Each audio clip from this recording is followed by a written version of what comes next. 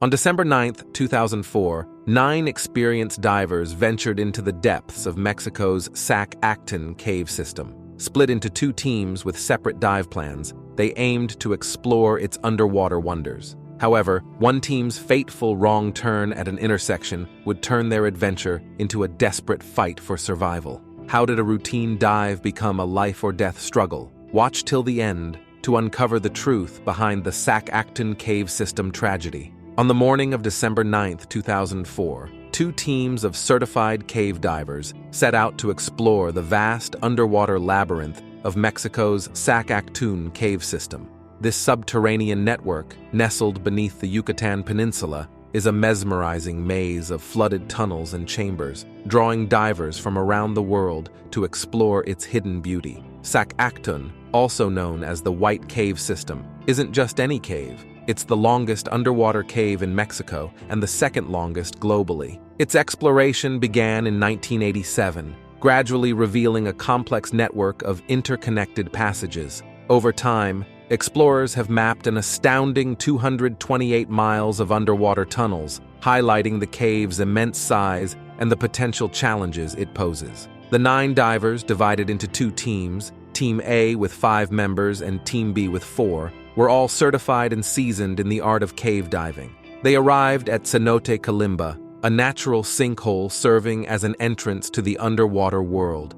Cenote Kalimba, although relatively shallow at an average depth of 33 feet, presented its own set of challenges. Its moderate current and the labyrinthine nature of the underwater passages demanded careful navigation and attention to detail. To ensure their safety, the divers relied on a system of permanent guidelines, essentially ropes laid throughout the cave system that act as underwater trails. These guidelines are crucial for finding their way back to the surface, especially in the low-visibility environment of a submerged cave. Additionally, the divers planned to use a snap-end gap line, a short length of rope with a clip on one end. This line was designed to connect different sections of guidelines, allowing divers to bypass gaps or jumps in the cave's natural terrain. This particular snap-end gap line, positioned about 65 feet from the entrance of Cenote Kalimba, was attached to the Paso de Lagarto guideline, marking a crucial turning point in the cave. To further aid their navigation, 2 white arrows were placed at the point where the snap-and gap line connected to the main guideline.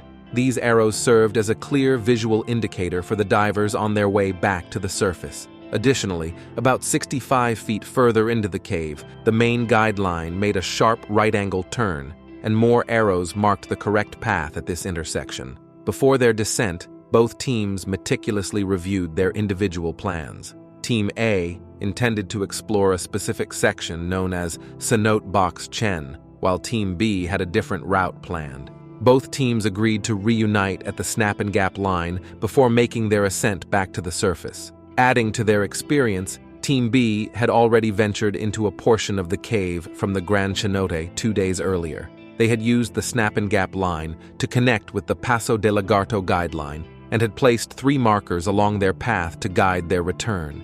This familiarity with the terrain gave them a slight advantage in navigating the underwater maze. With their plans in place and the necessary precautions taken, the divers embarked on their adventure. Each team entered the crystal-clear water of Cenote Kalimba, ready to explore the hidden wonders of the Sac Actun cave system. Little did they know that a seemingly minor navigational error would soon turn their exciting dive into a desperate struggle for survival. As the dive progressed, the 2 teams' paths diverged. At 2:04 a.m., Team A followed the established guidelines towards their intended destination, Cenote Box Chen, planning a short 5-foot jump to the left at a specific point. Meanwhile, Team B focused on marking the snap-and-gap line with their non-alignment marker, using their neon pink guideline for reference. At 4:05 a.m., after 32 minutes of navigating upstream along the Kalimba line, Team B reached the snap-and-gap line. However, instead of following the main guideline towards Box Chen, they mistakenly continued along the pink gap line, which was meant as a temporary connection. This seemingly small error would have grave consequences. As Team B approached a 6-foot jump point, a diver mistakenly removed a non-alignment marker from the pink gap line. This left behind only the non-alignment marker that indicated the exit back at Cenote Kalimba. Despite seeing this exit marker at a right-angle turn in the cave, the team made a crucial mistake. They turned downstream onto the Paso de Lagarto line, instead of heading back towards the Snap and Gap line and their intended exit. To put it simply, imagine you're driving and come to a fork in the road. You know you need to turn right, but you accidentally turn left instead. Team B was facing a similar situation, but underwater, in a dark cave, where a wrong turn could mean life or death. At 22:06 a.m., while Team B continued down the wrong path, one member of the team became captivated by the cave's beauty and began taking photos. He spent nearly 25 minutes capturing images, venturing as far as 1,400 feet from the entrance.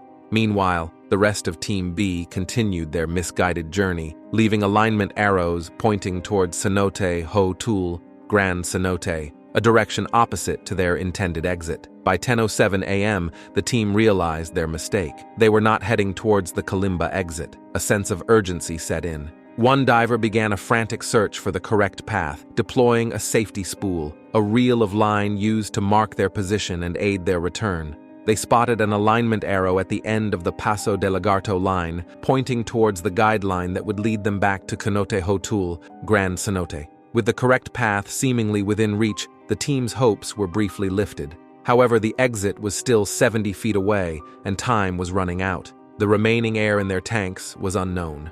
As they swam towards what they hoped was safety, the first pair of divers decided to leave their camera behind, marking their path with a non-alignment marker.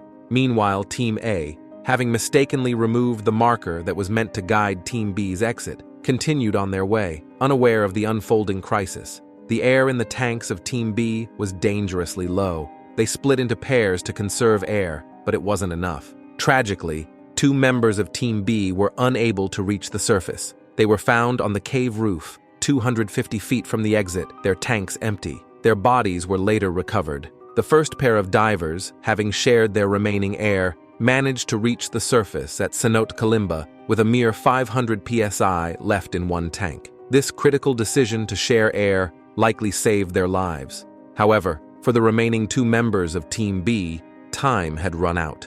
Despite their efforts to share air, they did not resurface. The investigation that followed revealed a series of small errors that led to this devastating outcome.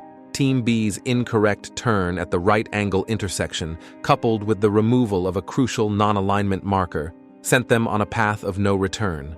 The divers had inadvertently followed the pink gap line, a temporary guideline, instead of the main line that would have led them to safety. They then spent valuable time and air exploring a dead-end passage, further complicating their navigation. Upon realizing their mistake, the team had attempted to retrace their steps, but the lack of clear markers and the disorienting environment of the underwater cave made their efforts futile. This tragedy serves as a stark reminder of the critical importance of situational awareness and self-reliance in cave diving. Even experienced divers can fall victim to disorientation and navigational errors in the complex underwater terrain. The Sac Actun incident highlights the necessity of clear communication, strict adherence to dive plans, and constant awareness of one's surroundings. In the next video, we'll delve into another heartbreaking cave tragedy.